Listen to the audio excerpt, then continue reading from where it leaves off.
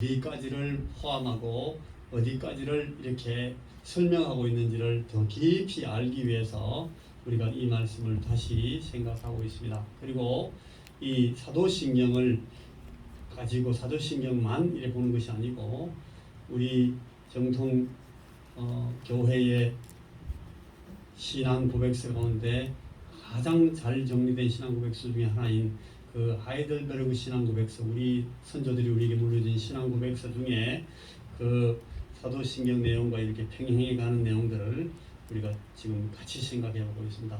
요 신앙 고백서는 나중에 가면은 그 뒤에 또 10계명에 이렇게 같이 나가는 부분도 나오고 주님께서 가르치신 기도와 같이 나가는 내용도 나오고 이렇게 쭉 같이 성경의 내용들을 풀어주고 있기 때문에 대단히 공부하기 좋은 잘 정리된 내용입니다. 그래서 우리가 같이 공부를 하고 있습니다. 오늘 여러분 지난 주일 우리 오후에 강석구 목사님이 오셔서 말씀을 할 때 여러분 아마 그런 느낌을 같이 저와 같이 느끼셨을 것으로 생각합니다만은 대단히 중요한 이 구원의 도리, 믿음의 도리, 우리 생명의 말씀에 대해서 하나님의 말씀을 가지고 우리에게 설명을 하는데 우리가 모르는 말씀을 듣는 것이 아닙니다.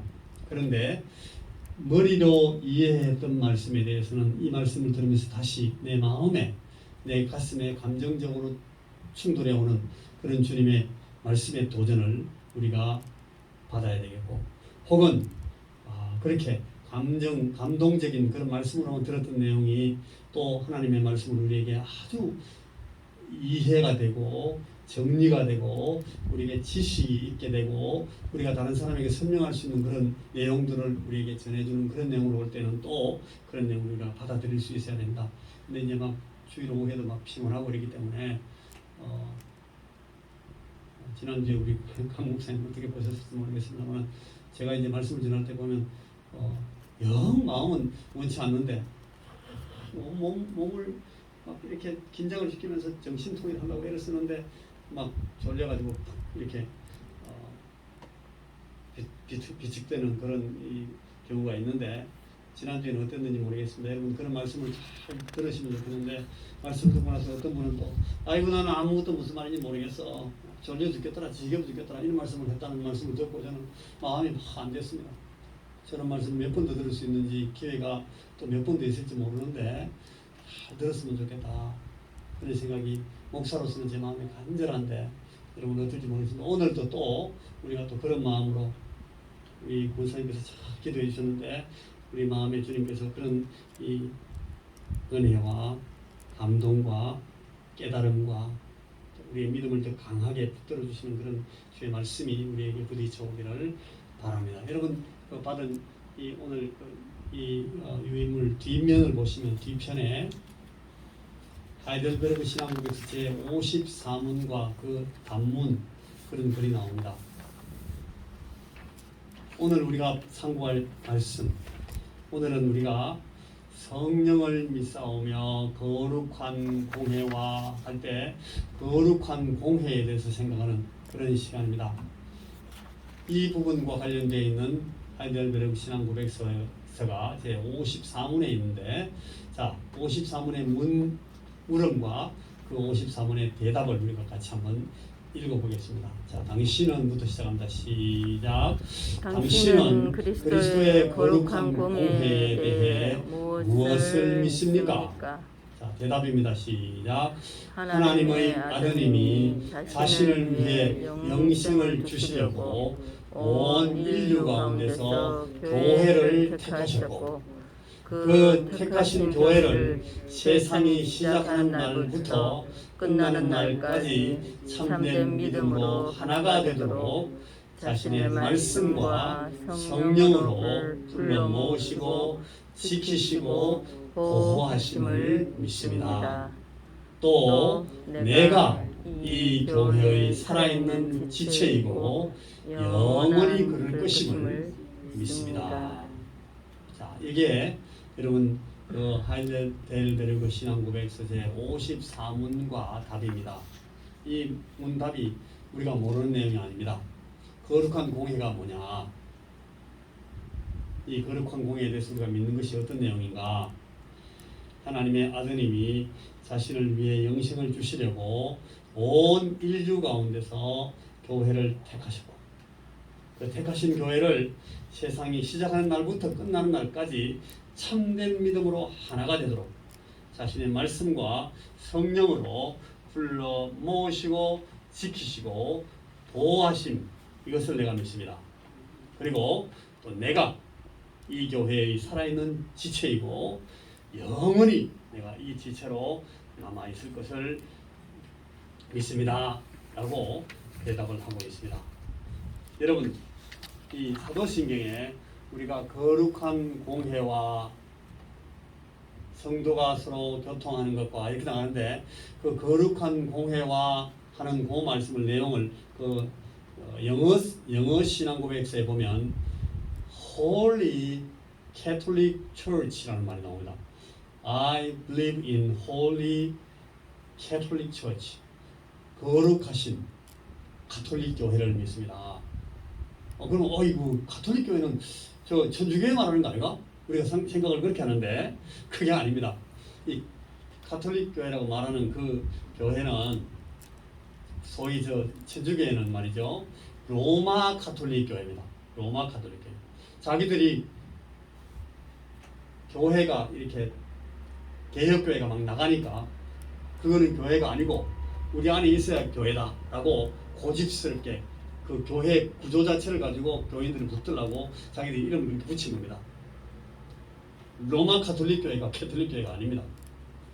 캐톨릭 교회는 보편적인 교회를 말합니다. 보편교회. 오늘 방금 우리가 읽었던 이 말씀에 보면 그 택하신 교회를 세상이 시작하는 날부터 끝나는 날까지 참된 믿음으로 하나가 되도록 자신의 말씀과 성령으로 불러 모으시고 지키시고 보호하신 교회, 요 교회를 가톨릭 교회라고 합니다. 그러니까 보편교회, 캐톨릭 교회. 이 보편교회는 하나님께서 천지 만물을 만드시고 시간이 시작된 때부터 이미 하나님의 계획 속에 시작된 교회입니다. 그리고 예수님께서 다시 오셔서 하나님 나라를 완성하셔서 이 거룩한 교회를 당신의 신부로 맞아서 온전케 하시는 그 시간까지 이 교회는 똑같은 하나의 교회로 계속 있습니다. 그걸 보편교회라고 하고 그 교회를 캐톨릭 교회라 그렇게 말하는 것입니다. 천주교회가 캐톨릭 교회가 아니다. 그죠? 무슨 말씀인지 알겠죠? 그래서 이 보편교회, 이 거룩한 교회는 모든 시대, 온 세계에 퍼져서 존재합니다. 그런데 모든 시대, 온 세상의 모든 사람들이 다 이 가톨릭 교회에 속했다는 것은 절대 아닙니다. 그 교회가 하나님께서 시작하신 그 시간부터 이 땅의 역사를 마치는 그 시간까지 이 교회를 갖고 계시고, 이 교회를 우리 하나님께서 교회를 통해서, 하나님께서 이 거룩한 보편교회를 통해서 이 하나님께서 주시는 은혜와 구원을 베푸신다 하는 것입니다. 예수님께서 세상에 오셔서 이 오순절 성령의 역사하심으로 말미암아서 이 교회를 크게 한번 활성화시키시고, 그때부터 이 교회가 시작되는 이 말세 종말의 시간을 시작하시죠. 교회가 이 주의 그 은혜의 복음을 이 세상 가운데서 주도해서 이끌고 나가는 그런 시대를 하나님께서 우리 교회에 주신 것입니다. 그래서 그걸 신약 교회 시대다 그렇게 말을 하는데, 교회가 그때만 있었던 교회는 그 이전부터 있었습니다. 자, 이 교회를 우리가 믿는다, 교회를 거룩한 공예를 믿는다 라는 말은 제가 지금 방금 설명한 이런 보편 교회가 세상에 있다는 사실을 내가 믿는다는 고백입니다. 여러분 제가 설명드린 이 가톨릭 교회, 이 보편 교회를 믿습니까? 예. 여러분들이 이 교회에 속해 있다는 사실을 믿습니까? 그걸 우리가 신앙 고백하는 겁니다. 믿습니다. 그렇게 하는 겁니다. 이 교회라는 말은 헬라 원어 성경에 보면 에클레시아 이런 많이 들어보셨을 거예요. 에클레시아라 그랬는데 에클레시아라는 말은 에크는 뭐로부터 밖으로 이 뜻입니다. 뭐로부터 밖으로 from out of 밖으로 나간다. 밖으로 에크. 그 다음에 칼레오는 call 영어로 부른다 하는 뜻입니다. 칼레오 이걸 붙여가지고 에클레시아 이렇게 명사형으로 바꿨는데 에클레시아는 옛날에 그 그리스 시대 때에 민회를 말한다. 민회. 그리스 시대 때 동네 우리가 오늘 우리말로 하면 이 마을 이장이 나와가지고 동네 사람들 모아가지고 이 마을의 일들을 상의하고 마을의 어떤 행사나 마을의 어떤 사건이나 이런 것들을 서로 논의해서 결정하도록 하는 그런 민회를 말할 때 에클레시아 그렇게 했는데 이 구약 성경 그러니까 좀 여러분들이 어려운 말씀을 할 수 있는데 구약 성경 마소레 성경을 헬라 말로 구약 성경을 번역한 성경을 70인경이라 부르는데 들어보셨죠? 70인경으로 구약 성경을 번역하면서 이 회중이라는 말을 번역할 때 그 헬라 사람들이 민회를 썼던 그 에클레시아를 갖고 거기다 쓴 거예요. 그래서 회중이라는 말을 바꾸면서 에클레시아라는 말을 썼다가 그 다음에 신약 성경에서 이제 사도들이 교회에 대해서 설명하고 할 때 그 교회라는 말로 이 에클레시아를 썼기 때문에 오늘 이 에클레시아가 교회를 지칭하는 말이 됐습니다. 제가 무슨 말씀드리니 좀 어렵지만 이해는 하시죠? 이건 뭐 정확하게 이해하지 못해도 괜찮습니다. 여러분들이 목사가 잘 알고 있으니까 잘 모르겠으면 저한테 물으시면 됩니다. 그러니까 이 에클레시아라는 말의 뜻은 불러냈다는 겁니다. 특정한 목적을 위해서 불러내어진 사람들의 모임이라는 뜻입니다. 여러분 그 요한 1서 5장 19절 말씀을 한번 보겠습니까? 같이 한번 찾아보시겠습니다. 요한 1서 5장 19절입니다. 여러분 이 요한 1서 제일 마지막인데 여러분 제가 지금 가르치는 이런 내용들을 다시는 들을 수 없을지도 모른다. 여러분 지금 이거 마지막인지도 모른다 생각하시고 들어보셔야 됩니다. 또 배울 수 있으면 좋겠는데 글쎄 그런 기회가 늘 있지는 않습니다. 자 요한 1서 5장 19절 같이 한번 읽어보겠습니다. 같이 요한 1서 5장 393쪽 신약성경 393쪽 요한 1서 5장 19절 아주 끝부분이죠. 그죠? 요한 1서 5장 19절 또 시작 또 아는 것은 우리는 하나님께 속하고 온 세상은 악한 자 안에 처한 것이며 여러분 보세요. 온 세상은 악한 자 안에 처해 있다. 그런데 우리는 누구에게 속해 있어요? 우리는 하나님께 속하요. 그러니까 악한 자에게 속한 세상에서 하나님께 속한 자들을 탁 구별해서 끌어냅니다. 그게 뭐다? 그게 교회입니다. 그게 에클레시아입니다.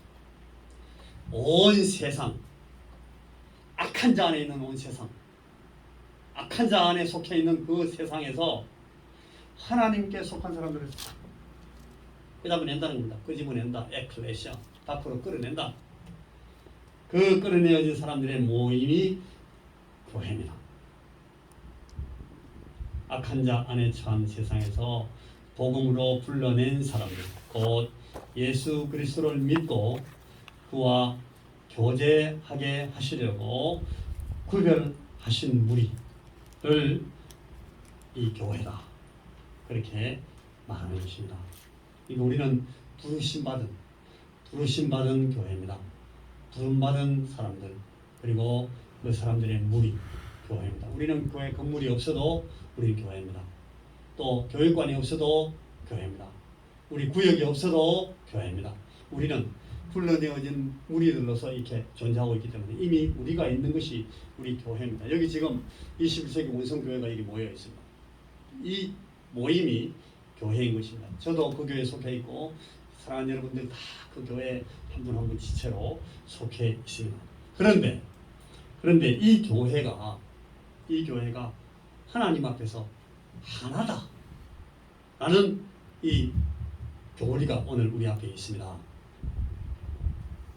세대주의라는 그런 신학적인 그 부류가 있습니다. 20세기에 19세기 말에 나와가지고 20세기 초반에 굉장히 풍미했던 2차 대전 전후까지, 그리고 우리 한국에서는 한 70년대 80년대도 막 상당히 그렇게 많이 이렇게 논의가 되었던 그런 신학적인 흐름인데, 세대주의라 그래요.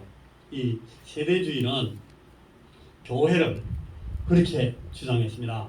그리스도께서 하나님 나라를 세우시려고 땅에 오셨는데 수도를 예루살렘으로 정하고 예수님께서 다윗 왕의 왕위를 계승하는 그런 왕으로 그렇게 하시려고 오셨는데, 또한 이 유대 민족이 이 예수님을 거부했습니다. 거절했습니다. 그래서 예수님께서는 이 하나님 나라를 재림 때까지 연기하시고 보류하시고, 그 사이의 기간 동안 이 하나님 나라를 유지하는 방법으로 교회라는 기관을 세우셨다. 임시방편으로 교회를 우리 경상도 말로 낑가 넣었다.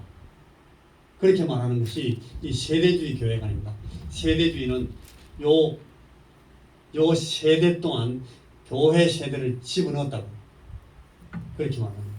이거는 전혀 맞지 않는 얘기입니다. 왜냐하면 그렇게 되면은 방금 우리가 처음에 갈라디아서 3장 5절에서 9절까지 읽을 때에 아브라함에게 속한 자들을 하나님께서 그 아브라함의 믿음에 속한 자들로 그 무리로 부르셔서 교회로 세우셨다고 말씀하시는 그 성령을 완전히 무의미하게 만들어버리는 내용입니다. 아브라함 이전에도 교회는 있습니다. 그런데 이 사람들은 교회가 아주 한정된 시간에 하나님이 임시방편으로 낑가는 그런 이상한 기관으로 교회를 만들었습니다. 아닙니다.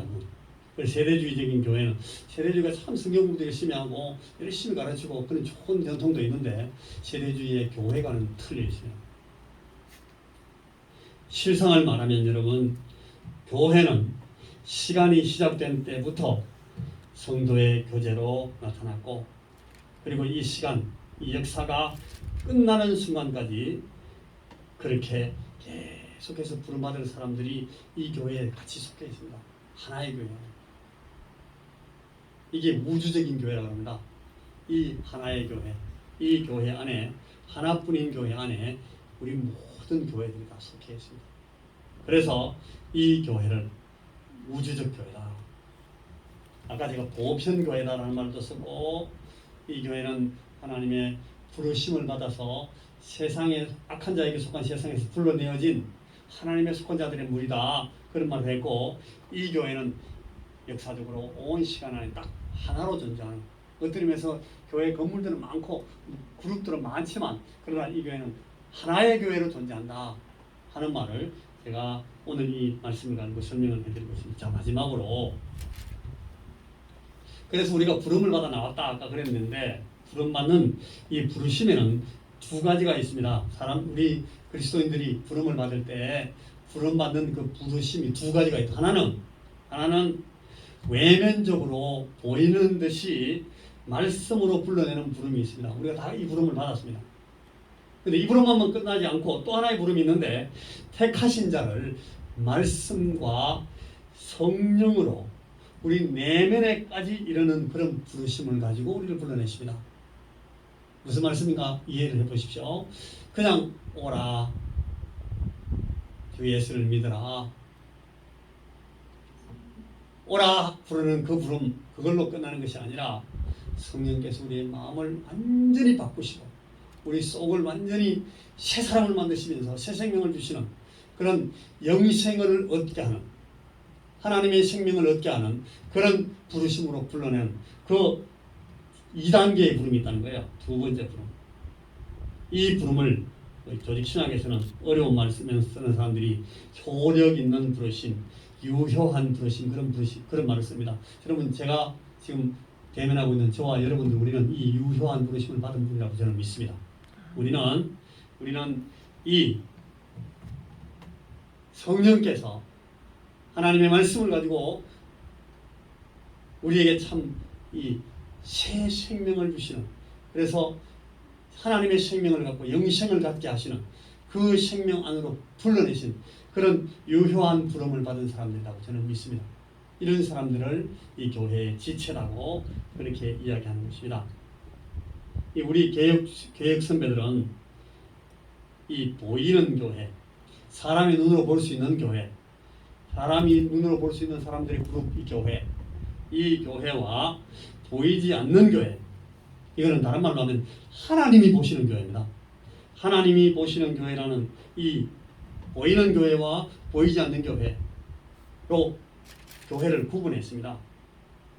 보이지 않는 교회란 이 교회의 회원이 되는 자격이 그 내면에 있기 때문에, 아까 성령께서 부르시는 그 유효한 부름을 받는 데 있기 때문에 그렇게 말하는 겁니다. 그리스도께서 보이는 교회의 복음 사역과 규례를 주십니다. 오늘 우리 21세기 원성교회를 보이는 교회로 불러내시잖아요. 그죠? 그런데 이 보이는 교회로 우리를 부르시는 것은 보이지 않는 교회로 우리들을 모으시고, 이 조인이라고 하는데 교인입니다. 제가 타이틀을 잘못 쳤습니다. 교인을 모으시고 우리 성도를 온전케 하시려는 것입니다. 그래서 우리를 이 교회로 부르시는 겁니다. 자, 에베소서 이 말씀만 보고 오늘 말씀을 마칩니다. 에베소서 4장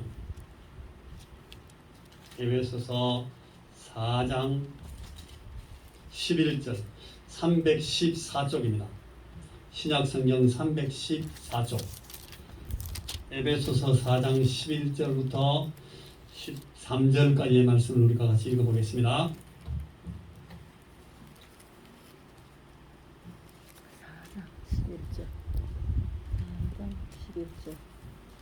314쪽 에베소서 4장 11절. 자, 교회를 왜 우리 주님께서 교회를 부르시고 우리로 하여금 왜 이 교회 안에 있게 하시는지 한번 보십시오. 자, 11절 그가 시작. 그가 어떤 사람은 사도로, 어떤 사람은 선지자로, 어떤 사람은 복음 전하는 자로, 어떤 사람은 목사와 교사로 삼으셨으니 이는 성도를 온전하게 하여 봉사의 일을 하게 하며 그리스도의 몸을 세우려 하심이라.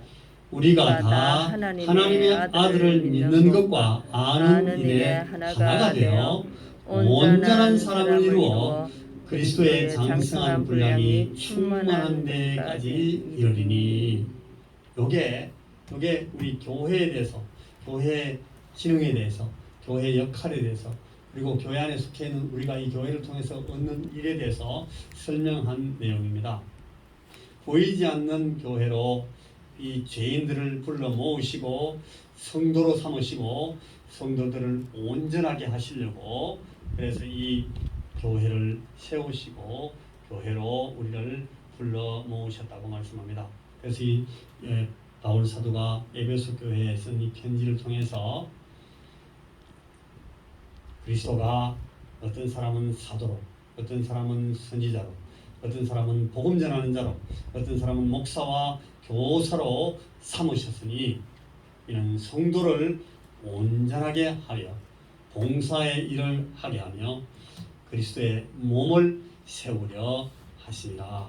우리가 다 하나님의 아들을 믿는 것과 하나님의 아들을 아는 것에 하나가 되어 온전한 사람을 이루어 그리스도의 장성한 분량이 충만한 데까지 이르러야 된다 라고 바울 사도가 그렇게 우리에게 설명해 주고 있습니다. 오늘 우리가 거룩한 공회를 믿습니다 라고 말하는 것은 바로 이런 교회가 존재한다는 것을 내가 믿는 것이고, 이 교회에 내가 속하여 있다는 것을 믿습니다. 그래서 이 교회가 어떤 사람들을 불러 모아서 어떤 모양으로 이 교회가 존재하는지를 알아야 내가 이 교회에 속해서 이 교회를 통해서 어떤 사람이 되어가는지, 그리고 오늘 하나님께서 우리 교회 안에 나를 소속하게 하신 목적이 무엇인지를 우리가 알게 되는 것입니다. 그래서 우리가 이 사실을 하나님 앞에 배운 대로 깨달은 대로